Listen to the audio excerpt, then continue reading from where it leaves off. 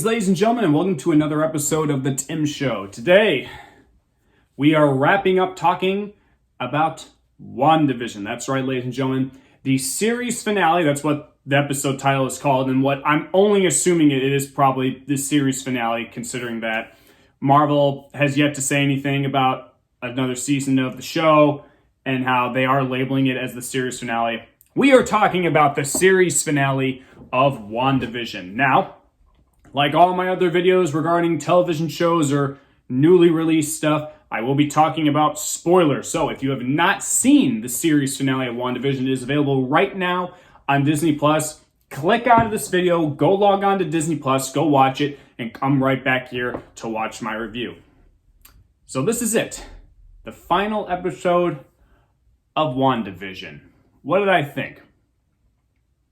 Overall, I really did enjoy this episode. I think it was kind of what we were kind of predicting in terms of what we were going to see. You know, we all kind of figured that the two visions would be battling it out, and Wanda and Agatha would have a battle as well.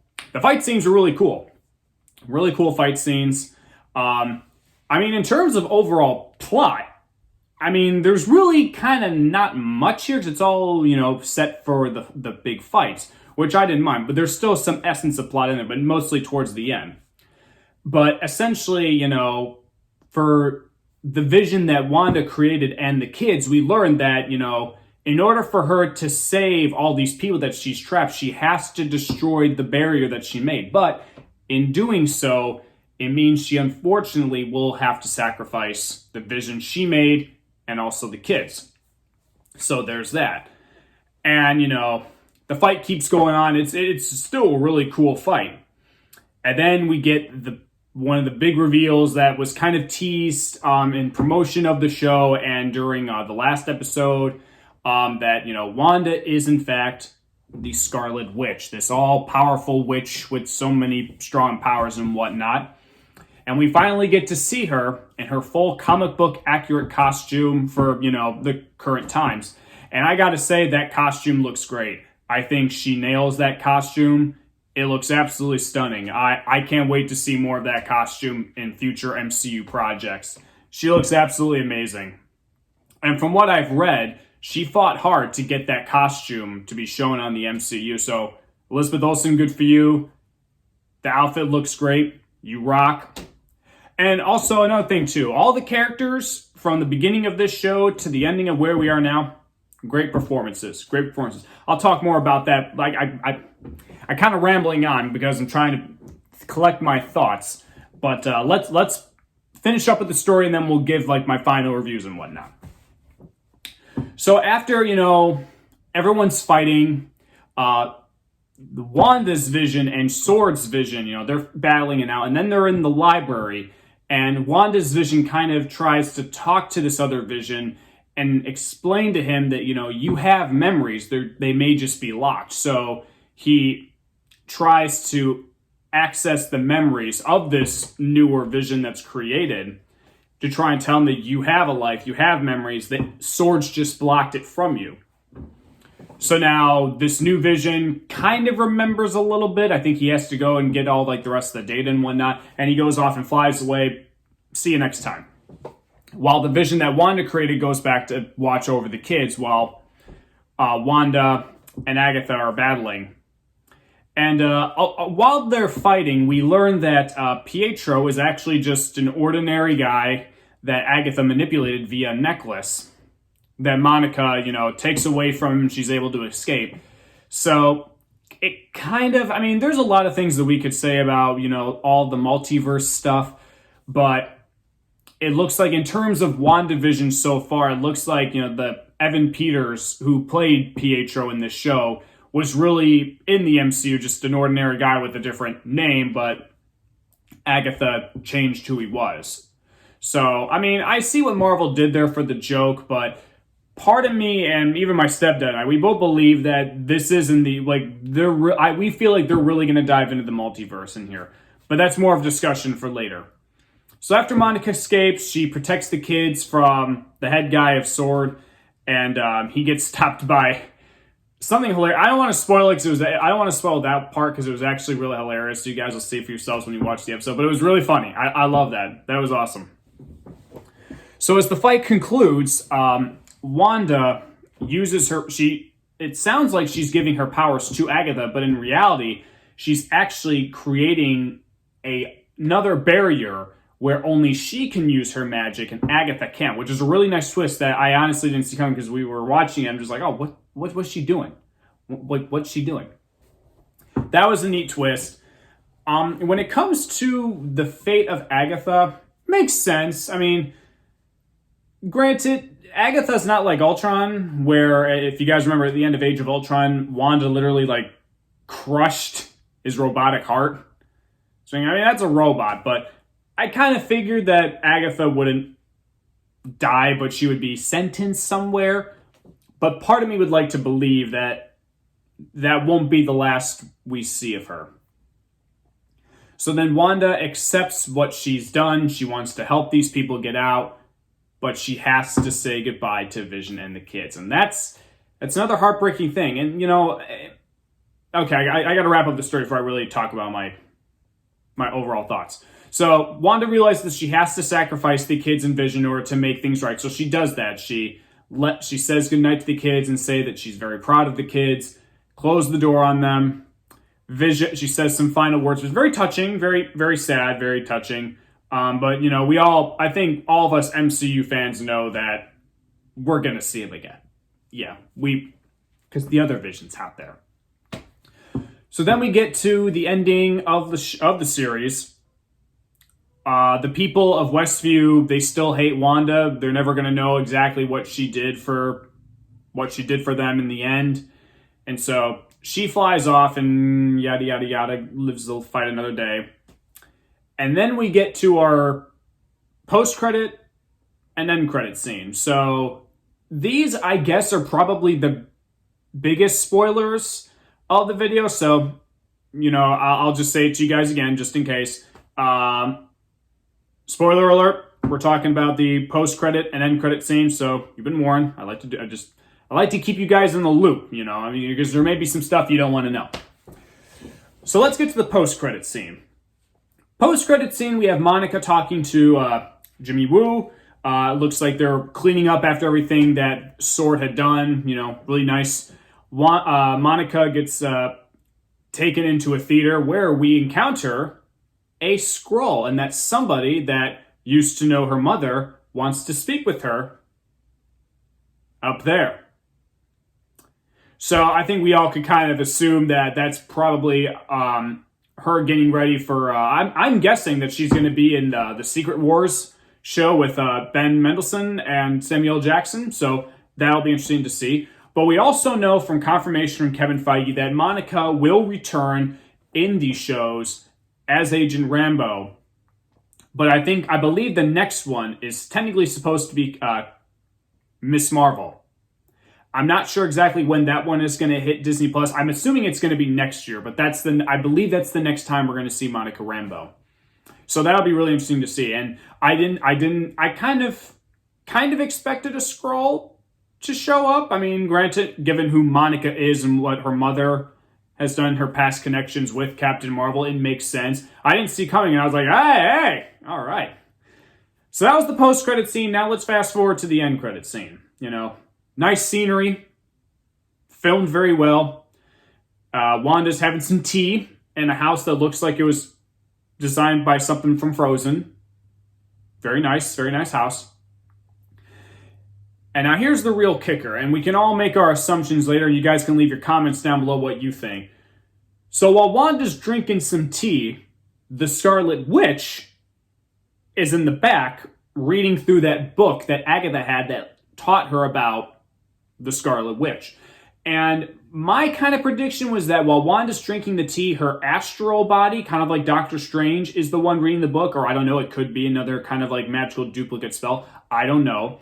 But we do learn from Agatha in this episode that Wanda is technically more powerful than the Sorcerer Supreme. And who is that?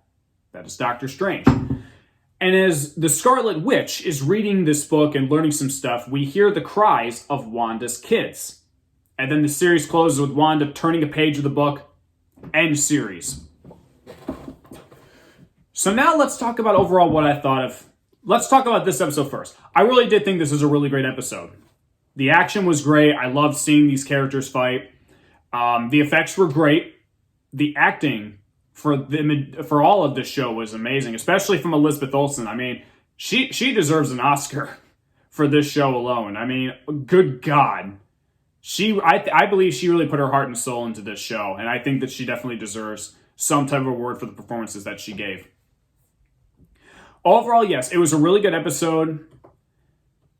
There were some things that I did not like. I won't lie to you guys. You know, I think I was actually watching somebody after I watched the finale, watching somebody who also does reviews talk about the finale, and I think that I can agree with them that I think it's mostly from us that we kind of assumed with everything going on and how all the actors were talking about certain things that we kind of maybe thought we were expecting a lot more in this final episode, but in the end, we really didn't. So there really kind of wasn't any big surprise Luke Skywalker character in this final episode. But, I mean, overall, I'm okay with it because I still found the episode very entertaining, especially when you look at what the show was meant to be. You know, the show was meant to be Wanda dealing with her grief, going through the sitcoms, because like I said, 80% of this show is all sitcom. From episodes one through 7, it's all sitcom stuff, you know, with the sprinkled on stuff happening in the real world. And, you know, that's the whole point of the show. And you know, I know that people will probably, I'm really curious to see if people will be divided with this finale over the entire show, but overall, I mean, that's what the show was. It was about the sitcom roots. It was about Wanda dealing with grief, and the finale does wrap everything up for her the way it's supposed to, with her accepting the fact that, you know, the kids in Vision are not real. They're technically gone, and she has to move on. And ultimately, she has to say goodbye to Vision again, and that's what she does. She accepts it, and she technically moves on until we get to that end credit scene when she's reading the book, and she can hear the cries of her kids. Needless to say, and I was hoping and expecting a Doctor Strange cameo. And I did say that in my last review video when we were talking about episode 8, when I was like kind of predicting what I thought the finale was gonna have. I will admit I am a little bit bummed down that we didn't see Doctor Strange because, you know, we've heard from time and time again from the director of the series and Kevin Feige that WandaVision is a direct lead up into Doctor Strange and the Multiverse of Madness. And technically speaking, it does. I mean, there's hints dropped about Doctor Strange. I believe that there might be a theory that the book that she's reading might have been taken from the Sorcerer Supreme back in the Doctor Strange movie. I think that has something to do with it. None that's been confirmed. It's all theory, but I would like to believe that. Essentially, this all does technically lead up to Doctor Strange, because if she is supposed to be more powerful than the Sorcerer Supreme, at the now time being Doctor Strange, then it only makes sense that the two of them would collide. And we already know it's going to happen because we already know the casting of Doctor Strange, and they're currently filming in the UK right now, so there's that. But, I mean, I won't lie, I was a little bit disappointed with that. I thought that we would see Doctor Strange in some way, shape, even if it was just a few seconds, like really leading into this next movie, because, you know, technically, according to the film slate of which we are in right now, the next time we see Doctor Strange will be in, technically, and I don't even know if this is really truly confirmed or not, even though it says on IMDb, that Doctor Strange will be in the next Spider-Man movie. So, and technically, this Spider-Man movie takes place after Doctor Strange was the Doctor Strange movie was supposed to come out. So it's a weird thing. We can talk about that another time. There are so many theories about what we can talk about in this finale, but overall, I did enjoy it. Underwhelming a little bit, yes, because I guess we all were expecting something much more grander. But for what we were given, I still really enjoyed it. And I would definitely give the series finale, just the series finale episode, 8 out of 10. Really good episode. I think that episode 8 was probably the best one, just because in terms of Wanda's character development and all the flashbacks that we saw, that was probably the best episode of the series. But yeah, I would definitely give the series finale an 8 out of 10. So now let's go back and look at the show as a whole. Overall, I really did enjoy the show. I was really excited for every single episode. I truly love the sitcom bits. I thought that was really funny, really clever. Marvel had some great ideas about how they executed the show, so I thought that was good too. Introducing us to an adult Monica Rambeau was great. And just the overall quality of this show was very spectacular. It just goes to show you that these Disney Plus shows, they can go above and beyond to make just these shows feel like we're watching a movie. And I like that. And overall, this is a really good show. And I think that we're all going to have our own opinions about it because, I've talked to some friends and family. They're not big fans on the sitcom stuff. So they were more intrigued in what was going on in the present time. So I'm curious to see what they think. But overall, if I had to give the entirety of this series a letter grade, I'm going to give WandaVision an A-. This was a really great show. And I think the biggest like strength for the show was definitely the actors. The actors really giving the best performances they can. Really, and it just like the whole diving into these character stories, especially, because it's all about Wanda, learning how she's grieving and going through her past. Like she was just the greatest. And I know that, with all these episodes, I usually sound a bit more enthusiastic, but I won't lie to you guys. I was a little bit underwhelmed with the finale, but overall it was still really good. And I'm still excited to see where Marvel goes in the future with these shows. But I'm giving it the A- because even though it's just the one little thing, the couple little things that bother me at the finale, I can't deny the fact that everything else about the show is great. Waking up every Friday and, being able to see the Marvel Studios logo as I wake up and watch some new entertainment, because they're providing great entertainment. And this show definitely delivers. So that's why it gets an A-. Was there anything that I wish I would have seen? Yeah. I mean, like I said early on, I would have loved to see some, Luke Skywalker-ish character reveals. But overall, it was still good. I'm very excited to see where Wanda's going to go in the future of the MCU. Technically speaking, if they really wanted to, there is a way that they possibly could do another season of WandaVision, even though it may not be exactly what it is. But I don't know. We have to see what Marvel does with it. But yes, overall, A-. Really enjoyed it. Little nitpicky things aside. If any of you are watching this and, you kind of don't care about the show, but you may want to watch it, give it a watch. It's really great entertainment, especially if you're a fan of, different sitcoms and television, then, you're going to love to see all the little gags and tropes and whatnot.